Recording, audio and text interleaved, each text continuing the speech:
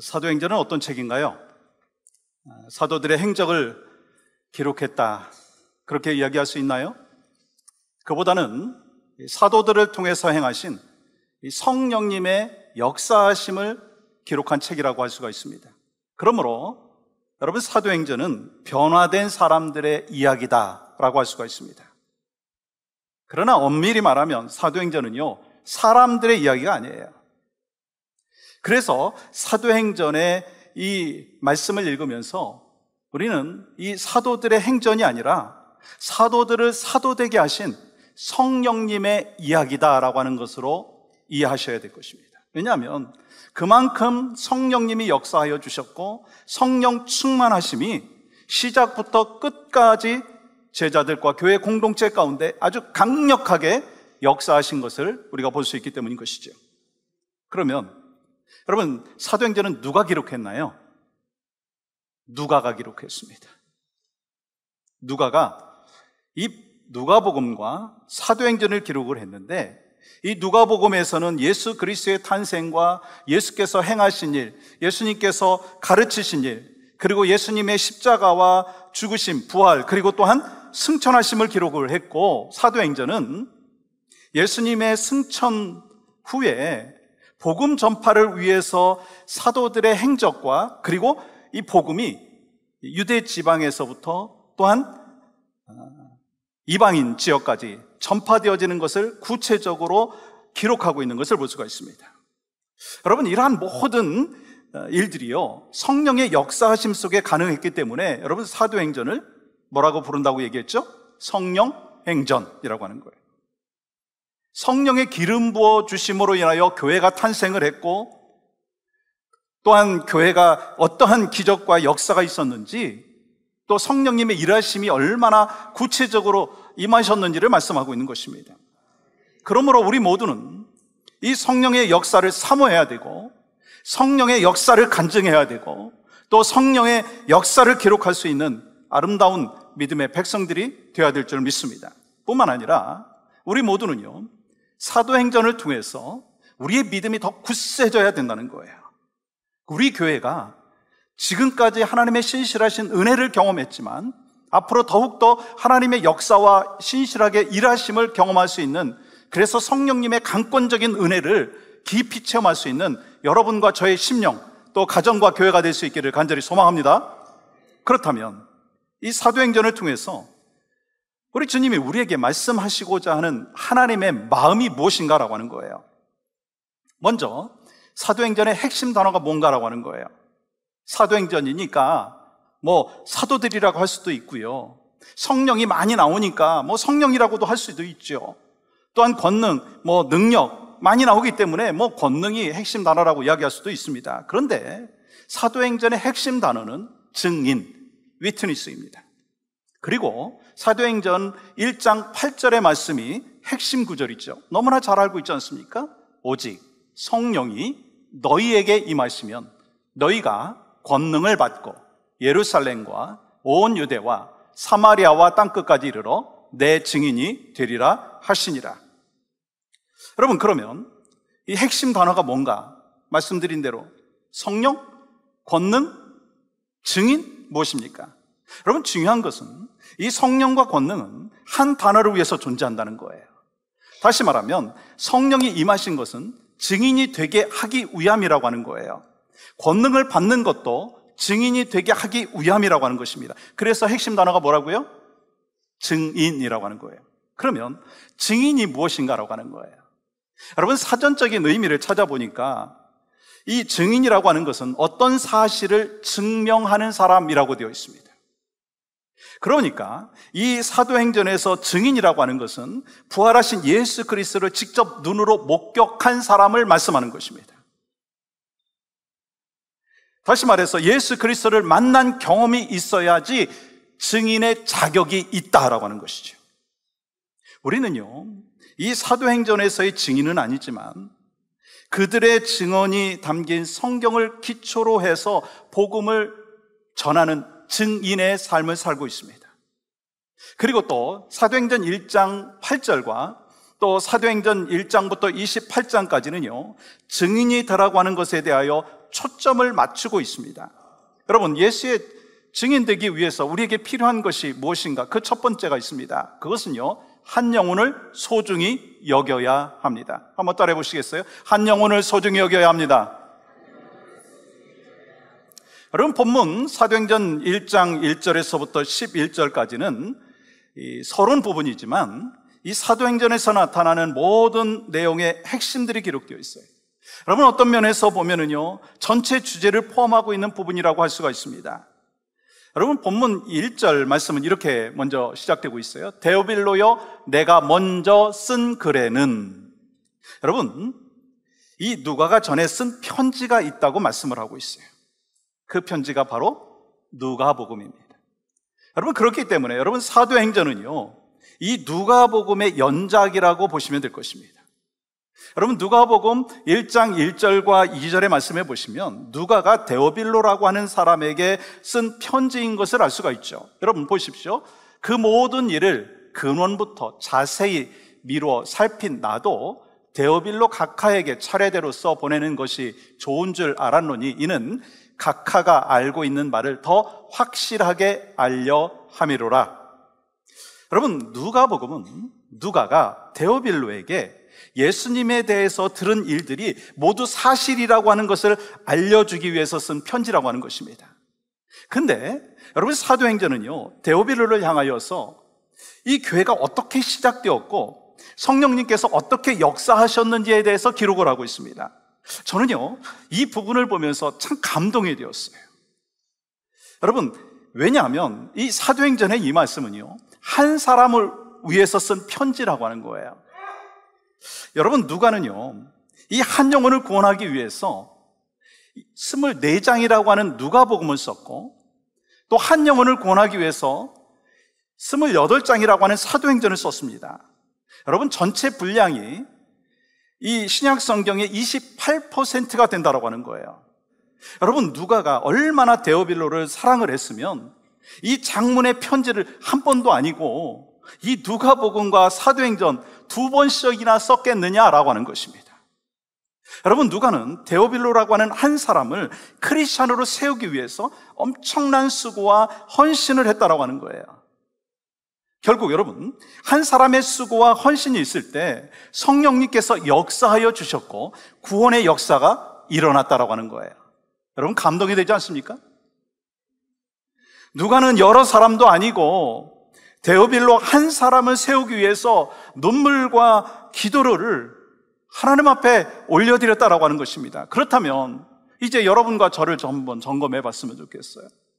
여러분은, 저는 한 영혼을 세우기 위해서 어떠한 수고를 하고 있느냐라고 하는 것입니다.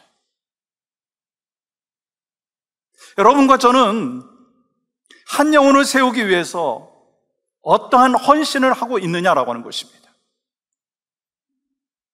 여러분, 데오빌로 한 사람을 변화시키려고 한 헌신이요, 어떤 결과를 맺었는지 보십시오. 데오빌로에게 놀라운 변화가 일어난 것을 우리는 확인할 수가 있습니다. 어떻게 할 수 있느냐면, 우리는 누가복음에서의 수신자의 호칭과 사도행전에서의 수신자의 호칭이 바뀌었다라고 하는 것을 발견하게 됩니다. 여러분, 누가복음 보시면 누가복음 1장에서 누가는 데오빌로를 이렇게 부릅니다. 데오빌로 각하여, Most Excellent Theophilus. 근데 사도행전 말씀을 보시면 데오빌로여, 데오빌루스. 여러분, 이 데오빌로에게 각하라고 하는 표현을 쓴 것을 보면 분명히 이 데오빌로는 고위 관직에 있었던 사람입니다. 그런데 사도행전에서는요, 이 각하라고 하는 호칭이 빠져 있어요. 이 로마의 고위 관리였던 데오빌로가 예수 그리스도를 믿고 복음을 받아들임으로써 인해서 변한 게 있습니다. 이 누가가 예수 안에서 한 형제인 것을 깨달았다고 하는 거예요. 그래서 이 데오빌로는 자신을 이제 더 이상 각하라고 부르지 말고 주 안에서 형제인 데오빌로라고 부르라고 했다고 하는 것입니다. 저는 이 말씀을 보면서 우리에게도 이러한 은혜가 있기를 소망합니다. 여러분, 우리의 수고와 헌신으로 인하여 변하지 않을 것과 같은 그 남편이, 변하지 않을 것과 같은 그 아내가, 변하지 않을 것 같은 우리의 자녀가 우리의 형제가, 우리의 이웃이 변하는 역사가 있기를 간절히 소망합니다. 또한 우리가 기억해야 될 것이 있습니다. 여러분, 누가복음과 사도행전은 원래 한 사람을 위해서 쓰여졌지만 결국 어떻게 됐느냐면 수많은 사람을 변화시켰다는 거예요. 에드워드 킴볼이라고 하는 사람이 있었습니다. 그는 한때 이 보스턴의 아주 작은 교회의 주일학교 교사였어요. 어느 날 새로운 주일학교 학생이 왔습니다. 처음 그 학생을 만났을 때 마음을 에드워드 킴볼은 이렇게 기록을 했습니다. 그가 내 반에 들어왔을 때 나는 그처럼 영적으로 어두운 아이를 처음 보았다. 어떤 일에도 유용하게 쓰일 아이로는 보이지 않았다. 그런데 그 선생님이요, 그 아이를 외면하지 않았어요. 그 아이가 예수님 만났으면 좋겠다라고 하는 그 생각을 갖고 있었기 때문에 아이를 위해서 기도하기 시작했습니다. 그 아이가 집이 어려워가지고 구두가게에서 일을 했지 않습니까? 그래서 구두가게에 찾아가가지고 성경을 가르치고 예수님에 대해서 소개하고 그랬을 때 그 아이가 예수님 받아들이고 구원받게 되었어요. 그리고 그는 유명한 복음 전자자인 누구죠? D.L. 무디입니다. 여러분, D.L. 무디 한 사람을 변화시키고 그러므로 인해서 수많은 사람이 예수님께 돌아왔다라고 하는 사실입니다. 여러분, 마찬가지예요. 우리가 한 사람에게 복음을 전함으로 인하여서 그가 크리스찬으로 온전히 세워지면 성령님께서 더 많은 역사를 허락하여 주시는 줄 믿습니다. 사랑하는 여러분, 이 데오빌로 한 영혼을 세우기 위해서 수고와 헌신을 했을 때 많은 열매를 맺었어요. 어두운 영혼을 위한 이 킴벌리의 기도가 결실을 맺었어요. 여러분과 제가 기억해야 됩니다. 우리는 이제 한 영혼을 회복시키기 위해서 힘써야 되는 거예요. 그래서 우리는요, 한 영혼의 소중함을 알고 한 영혼에게 집중해야 된다는 거예요. 우리가 한 영혼을 크리스찬으로 세우면 하나님께서 그 영혼을 통하여서 엄청난 역사를 이루어 가신다라고 하는 것을 말씀하고 있습니다. 여러분, 예수님께서 한 영혼에 대하여 얼마나 소중히 여기셨어요? 천하보다 귀하다고 말씀하지 않았습니까? 우리 한 사람을 위해서 십자가에서 돌아가신 거예요. 그리고 한 영혼을 변화시키면 결과적으로 한 가정이 변화가 되는 것이고 교회가 변화되는 것이고 세상이 변화되는 거예요. 그래서 먼저 우리가 예수 그리스도의 증인의 사명을 감당해야 되는데 어떻게 해야 되는가? 바로 여러분과 저의 심령 가운데 한 영혼을 소중히 여기는 그 마음이 누구에게 있어야 됩니까? 저에게 있어야 돼요. 여러분에게도 동일하게 있기를 주의 이름으로 간절히 축복합니다. 두 번째, 우리가 증인이 되기 위해서는요, 성령의 권능을 받아야 합니다. 여러분, 누가 이 세상을 변화시킬 수 있는가? 누가 내 자녀를 변화시킬 수 있는가? 여러분, 누가 가정을 변화시킬 수 있는가? 누가 세상을 변화시킬 수 있고 직장을 변화시킬 수 있습니까? 증인만이 할 수 있습니다. 그러면 누가 증인이 될 수 있는가? 이 하나님을 만난 신앙의 체험이 있어야지 신앙의 증인이 될 수 있다고 하는 것입니다. 이러한 체험이 바로 여러분과 저에게 충만하기를 간절히 소망합니다. 그러면 우리가 어떻게 증인될 수 있습니까? 여러분, 성령의 권능을 받아야 돼요. 여러분, 8절 말씀은 이렇게 기록하고 있습니다. 오직 성령이 너에게 임하시면 너희가 권능을 받고 예루살렘과 온 유대와 사마리아와 땅 끝까지 이르러 내 증인이 되리라 하시니라. 주님은 우리가 증인이 되려고 하면 반드시 권능을 받아야 된다고 말씀합니다. 그리고 이 권능을 받으려면 성령을 체험해야 된다고 말씀하고 있어요. 그러면 여러분, 성령의 권능이 뭐냐라고 하는 거예요. 성령의 권능. 어떤 분들은요, 성령의 권능 얘기하면 방언을 하고 예언을 하고 병 고치는 은사만을 이야기를 합니다. 물론 성령의 권능으로 인하여서 방언도 하고 신유의 은사도 있습니다. 죽은 자도 살려나는 기적의 역사가 있습니다. 그러나 이 성령의 권능이 이 성경에서 말씀하는 것이 무엇인가라고 하는 것을 우리가 분명히 알게 되면 바로 우리가 성령의 권능을 덧입기 위하여 더 힘쓸 수 있습니다. 여러분, 성령의 권능이 무엇인지를 알기 위해서는요, 하나님께서 성령을 이 땅에 보내신 목적이 무엇인가라고 하는 것을 알아야 합니다. 왜냐하면 성령님께서 이 땅에 오신 목적을 분명히 알 때 권능을 이해할 수 있다는 거예요. 여러분, 그 목적을 이해하기 위해서는요, 이 요한복음 14장 16절과 17절 말씀 보십시오. 내가 아버지께 구하겠으니 그가 또 다른 보혜사를 너희에게 주사 영원토록 너희와 함께 있게 하리니 그는 진리의 영이라. 성령은 능히 그를 받지 못하나니 이는 그를 보지도 못하고 알지도 못함이라. 그러나 너희는 그를 아나니 그는 너희와 함께 거하시며 또 너희 속에 계시겠습니다. 그리고 26절은 같이 읽겠습니다. 시작. 보혜사 곧 아버지께서 내 이름으로 보내실 성령, 그가 너희에게 모든 것을 가르치고 내가 너희에게 말한 모든 것을 생각나게 하리라. 여러분, 하나님께서 성령님을 보내주신 목적이 뭐예요? 예수님께서 이 땅에서 가르치신 진리를 성령님을 통해서 우리가 잘 깨닫게 하기 위해서 그것을 가르쳐 주시기 위함이다라고 하는 것입니다. 예수님께서 우리에게 가르치신 그 진리를 다시 한번 생각나게 하기 위해서 성령님을 보내주셨다라고 하는 거예요. 여러분, 예수님 모른다고 부인했던 베드로, 그것도 3번씩이나 오순절에 성령의 충만함을 받은 후에 그가 말씀을 전했을 때 어떤 일이 일어났어요? 한 번에 3,000명이 예수 앞으로 돌아오는 역사가 있었습니다. 여러분, 베드로는 아무 능력이 없었습니다. 그렇지만 오직 예수 그리스도의 능력, 성령의 권능을 덧입었다고 하는 거예요. 그러면 여러분, 성령의 권능이 무엇인가? 두나미스라고 하잖아요. 이 다이너마이트와 같은 그 성령의 파워는 어떤 것인가? 병 고치고 방언하는 것, 그게 메인이 아니라고 하는 거예요.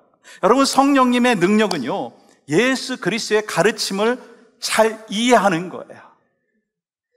예수님의 말씀을 잘 깨닫는 능력, 그 말씀을 통해서, 깨달음을 통해서 환난과 핍박에도 불구하고 주님만을 바라보면서 주님의 뜻대로 살아가는 그 삶, 내 삶의 모든 것을 내려놓고 증인된 사명을 감당하겠다고 결단하고 살아가는 그 삶이 바로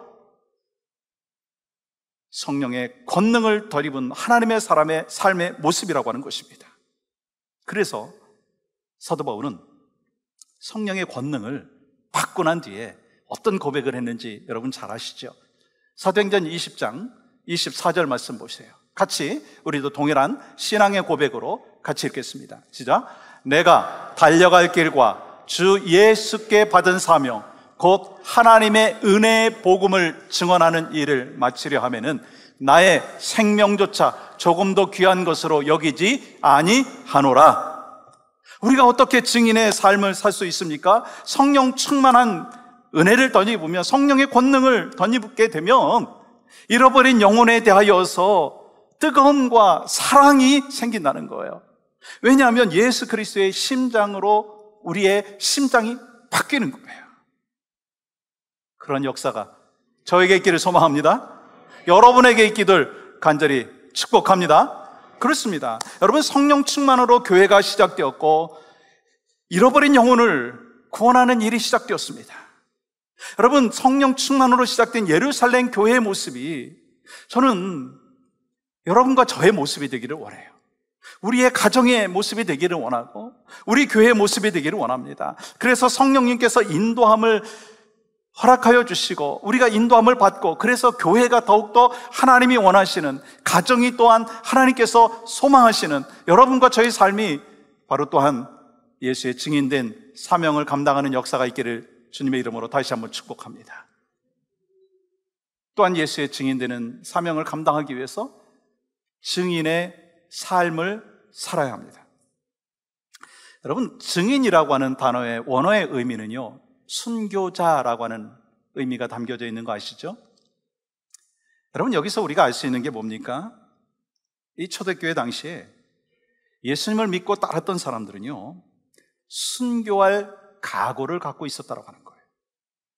여러분, 오늘 본문에 보면 예수님께서 약속하신 성령을 기다리라고 말씀하셨어요. 그러면 왜 성령님을 기다리라고 말씀하셨는가? 그 이유가 무엇입니까? 여러분, 8절 말씀 보시면 오직 성령이 너희에게 임하시면 너희가 권능을 받고 예루살렘과 온 유대와 사마리아와 땅끝까지 이르러 내 증인이 되리라 하시니라. 여기 보시면 이 주동사가 두 개가 나오죠. 하나는 뭐냐면 파란 글씨로 써져 있어요. 하나는 뭐냐면 권능을 받고, 또 하나는 증인이 되리라 라고 하는 거예요. 그 다음에 이 네 개의 지명이 나오죠. 예루살렘, 온 유대, 사마리아, 그리고 어디죠? 땅끝이 나오고 있어요. 참 놀라운 것은 이 사도행전의 말씀에 보면 순서대로 복음이 전해지는 것을 보게 됩니다. 이 사도행전 1장부터 8장까지는 예루살렘의 복음이 전해지고, 그 다음에는요 유대의 복음이 전해지고, 13장부터는요 사마리아와 땅끝까지 복음이 전해지는 것을 보게 됩니다. 그러면 왜 예수님께서 증인이 되라고 말씀하시면서 지명을 언급을 하셨느냐라고 하는 거예요. 여러분, 그것은요 그들이 살고 있는 구체적인 지명을 언급함으로 인하여 우리가 어떻게 예수의 증인으로 살아갈 수 있는가, 그 방법을 말씀해 주시기를 원했다라고 하는 거예요. 마찬가지로 내가 증인의 삶을 살아가기 위해서 지금 내가 처한 그 삶의 현장에서 증인의 삶을 살라라고 말씀하시는 거예요. 여러분, 우리가 세계를 품는 것 참 필요합니다. 멀리 나가서 선교하는 것 우리 역시 잘 해야 합니다. 그래서 지금도 수많은 선교사들이 선교지에 나가서 선교를 하고 있습니다. 자기 마음대로, 자기 계획대로 하는 것이 아니라 하나님께서 그 마음을 주시고 비전을 주시고 뜻을 주셔서 나간 거예요. 자기 마음대로, 자기 계획대로 살겠다고 나간 선교사가 누가 있겠습니까? 그런 사람 없어요. 여러분, 성령님께서 거룩한 부담감을 주셨고 그들의 생각과 그들의 계획을 바꿔주셨기 때문에 나간 선교사들 아닙니까? 여러분, 성령님께 민감한 사람은요 성령님께서 이끄시는 대로 순종하는 거예요. 그러면 내가 본래 계획하고 생각한 것이 아닌데도 순종했을 때 하나님께서 마음에 평안함을 주신다는 거예요. 그래서 우리가 주님의 말씀에 순종하며 사는 거 아니겠어요? 그런데 내 고집대로 하면은요 절대로 마음에 평안하지 않습니다. 우리는요 너무 염려하고 계산적이에요. 여러분만 그런 것이 아니라 저도 그러세요. 그렇기 때문에 희생하고 고생스러운 거 주저합니다. 잘 안 하려고 하죠. 그런데 우리가 기억해야 될 것이 있습니다. 여러분, 이것은요 하나님께 쓰임 받을 수 있는 귀한 그 순간을 스스로 포기하는 것과 같다라고 하는 것입니다. 그러나 성령님께 순종함으로 인하여서 우리는요 하나님이 주시는 샬롬, 평안을 누릴 수 있어요. 왜요? 성령님께서 결단하고 나면 그 길을 열어주시기 때문에. 근데요 그와 동시에 어디서부터 선교를 해야 되느냐? 땅끝까지 가야 하지만 하나님께서 오늘 뭐라고 말씀하십니까? 예루살렘이라고 말씀하고 있어요. 그러므로 여러분, 우리는요 선교의 삶을 내 가정에서부터 이루어 나가야 된다고 하는 거예요. 근데 많은 분들이요 순서가 바뀌었어요. 왜냐하면 복음을 전하는 것이 가장 어려운 곳이 어디입니까? 예루살렘이에요. 가장 가까운 곳이에요. 예수님께서 예루살렘에서 십자가에서 죽으셨지 않습니까? 그러니까 누가 믿겠습니까? 근데 예수님께서 뭐라고 말씀하셔요? 예루살렘부터 하라고 말씀하셔요. 우리는 선교지에 나가야 합니다. 이웃을 전도해야 됩니다. 그렇지만 먼저 가정부터 증인의 삶을 살아가라 말씀하시는 거예요. 예루살렘이 어디라고요? 우리의 가정이에요. 예루살렘이 어디라고요?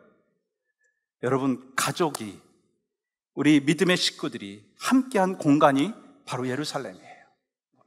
어디서부터 해야 된다고요? 예루살렘부터. 우리 가정 안에서부터, 차 안에서부터, 부모와 자녀의 관계 속에서 그런 삶이 있어야 된다고 하는 것을 말씀하는 것입니다. 여러분, 이 가족을 전도하는 거 참 쉽지 않죠. 왜 힘듭니까? 가정에서 증인은 내 삶의 변화 없이는 되지 않는다는 거예요. 가정 안에서의 증인은 내 삶의 변화 없이는 불가능하다고 하는 거예요. 여러분, 증인은 입으로 하는 것이 아니라는 거예요.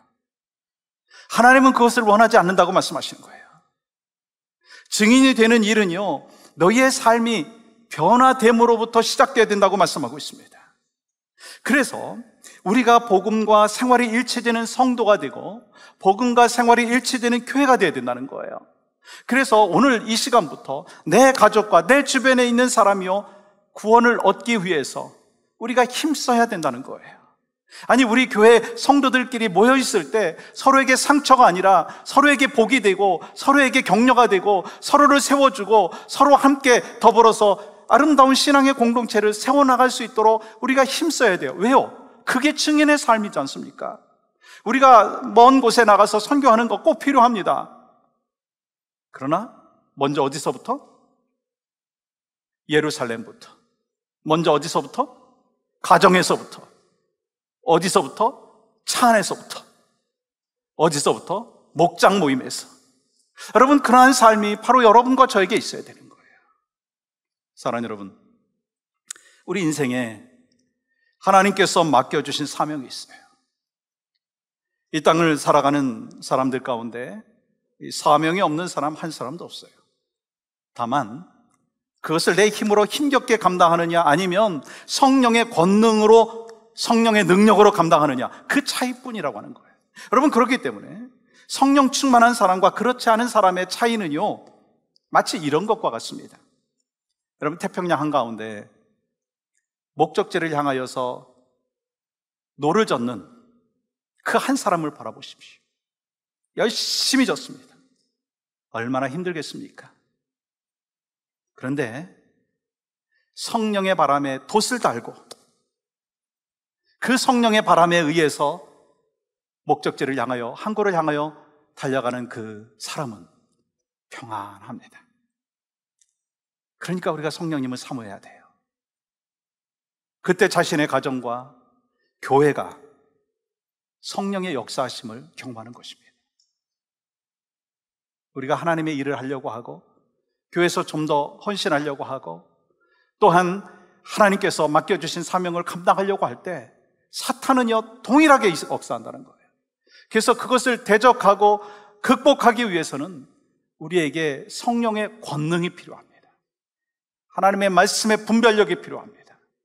그러므로 인하여 여러분과 저의 삶 가운데 오직 성령님의 역사를 경험하기를 원합니다. 이를 위해서 우리에게는 이런 기도가 필요합니다. 성령님, 우리 가운데 임재하여 주시옵소서. 성령님, 우리 교회에서 함께 예배하는 가운데 나에게서 눈물이 나오게 하여 주시옵소서. 나에게서 기도가 터져 나오게 하여 주시옵소서. 예배를 드리다가 주님, 내가 이렇게 결단하고 내가 이렇게 헌신합니다라고 하는 그 하나님 앞에 올려드리는 헌신이 있는 그 삶이 바로 내가 살아가는 가운데 역사하여 주시고 또 우리 교회 공동체 가운데 있기를 소망합니다. 그런 기도가 바로 여러분과 저에게 있기를 주님의 이름으로 간절히 축복합니다. 말씀드린 대로 사도행전의 제목을 성령 행전으로 부르고 싶은 것이 그 이유입니다. 성령님께서 역사하여 주셔서, 성령님께서 일하여 주셔서 우리가 정말 하나님께서 맡겨주신 사명을 잘 감당할 수만 있다면 여러분과 저는 주님 앞에 갔을 때 착하고 충성된 종이라고 하는 칭찬을 반드시 받을 거예요. 여러분과 저에게 맡겨주신 사명, 예수의 증인되는 사명을 감당하는 것입니다. 이를 위해서 우리에게 필요한 것이 무엇입니까? 한 영혼을 소중히 여기자는 것. 저의 마음 가운데 주님이 주신 그 도전이 있고 회개가 있고 또 결단이 있었어요. 여러분에게도 동일한 은혜가 있기를 원합니다. 한 영혼을 소중히 여기게 하여 주시고 성령의 권능을 허락하여 주시옵소서. 또한 증인된 삶을 살아갈 수 있도록, 그러므로 인하여 우리 가정이, 우리 목장이, 그리고 우리의 자녀들이 예수 믿고 구원받고 참된 주님의 그 능력 안에서 살아가는 역사가 있게 하여 주시옵소서. 그 결단이 바로 여러분과 저에게 있기를 주님의 이름으로 간절히 축복합니다.